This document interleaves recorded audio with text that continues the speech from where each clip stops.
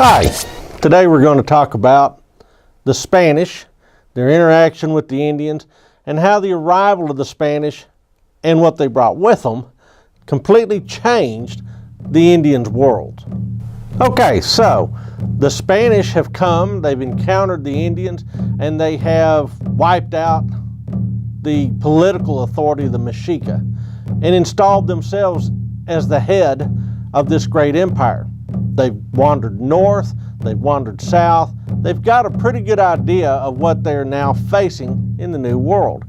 And essentially the big goal is how to harness all that energy and wealth of the population of North America and South America into something that could put money in the Spanish bank.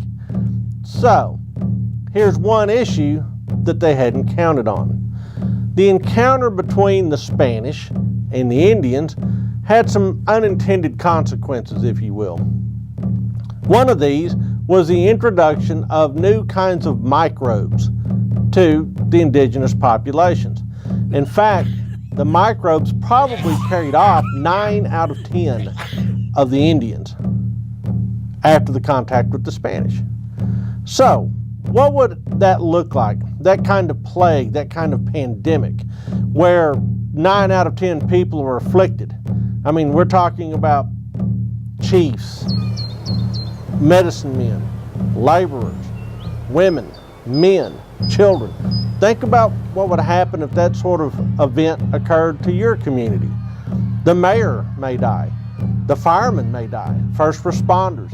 Your medical personnel that are coming in contact with these diseases may all be afflicted and die. So what's left? Well, what you have is a societal collapse.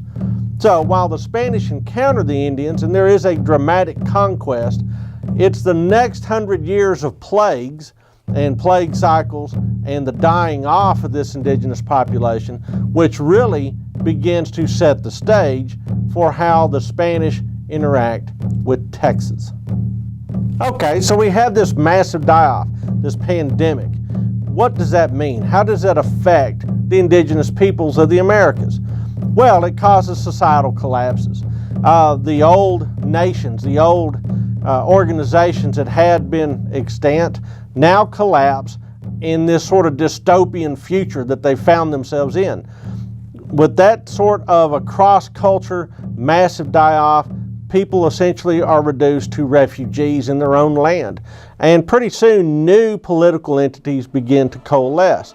But it also causes massive movements of populations.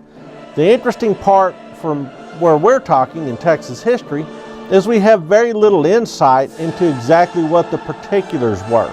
This is kind of a dark period in Texas history. We know that the Spanish encounter a particular political organization amongst the Indians, but when they re-encounter them 100 years later, everything had changed. Well, think about it. That's 4 generations.